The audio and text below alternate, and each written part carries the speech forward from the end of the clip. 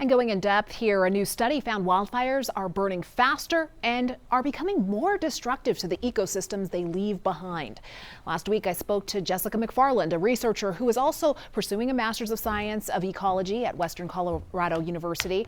Here's our conversation about her research and what this means for the future. Jessica, thank you so much for joining us.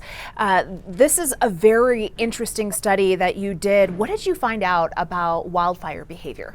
We found particularly that these extreme fire spread events are impacting a forest ability to recover post-fire because they're generating these large, high-severity areas burned that effectively are increasing the distance to nearest live seed sources. So when we're having these huge high-severity patches as a function of these large extreme fire spread events, then we can predict that these areas are less likely to recover to the forest they once were.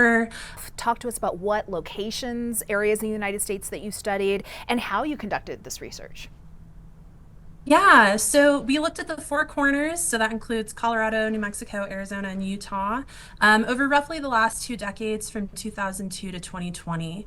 We looked at over 600 fire spread events in the Southwest. This includes, our record-breaking wildfires here in Colorado, like the East Troublesome Fire and the Cameron Peak Fire. The East Troublesome Fire was actually a huge inspiration behind this research. For the viewers that don't know, this fire occurred in 2020 and blew up over 100,000 acres in a single day. It was absolutely unprecedented wildfire behavior across the Continental Divide.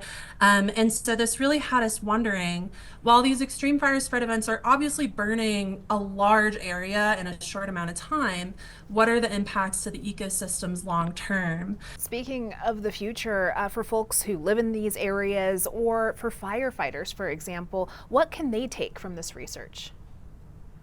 Yeah, absolutely. So, ours is specifically for focusing on, ecosystem resilience, and that's important for a variety of reasons, not just, ecologically, but economically, culturally, recreation, tourism, just a whole suite of things.